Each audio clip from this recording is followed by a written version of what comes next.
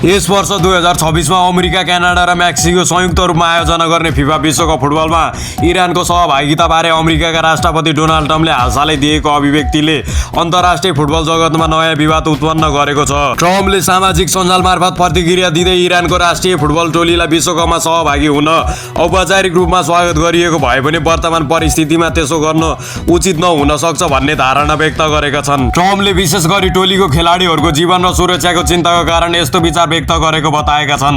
America, Canada र मेक्सिकोले संयुक्त रूपमा आयोजना गरे 2026 को विश्वकपमा इरानले एसियाली छनौट पार गर्दै स्थान बनाइसकेको छ।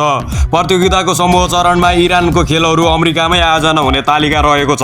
तर ट्रम्पको अभिव्यक्तिप्रति इरानको फुटबल टोली र अधिकारीहरूले कडा प्रतिक्रिया दिएका छन्। इरानी टोलीले विश्वकपमा कसैले पनि इरानलाई रोक्न सक्दैन भन्दै प्रतियोगिता सञ्चालन गर्ने अधिकार फिफासँग मात्र भएको उल्लेख गरेका छन्। यसअघि फिफाको अध्यक्ष सङ्घको भेटमा भने ट्रम्पले इरानलाई विश्वकपमा स्वागत गरिने बताएका थिए। तर पछिल्ला अभिव्यक्तिले इरानको सहभागिता र प्रतियोगिता राजनीतिक वातावरणबारे पुनः बहस सुरु भएको अन्तर्राष्ट्रिय सञ्चार माध्यमहरूले जनाएका छन्। विश्लेषकहरूका अनुसार मध्यपूर्वमा जारी तनाव र अमेरिकी इरान बीच राजनीतिक सम्बन्धको कारण विश्वकप जस्तो खेलकुद प्रतियोगितामा पनि कूटनीतिक प्रभाव देखिन थालेको छ।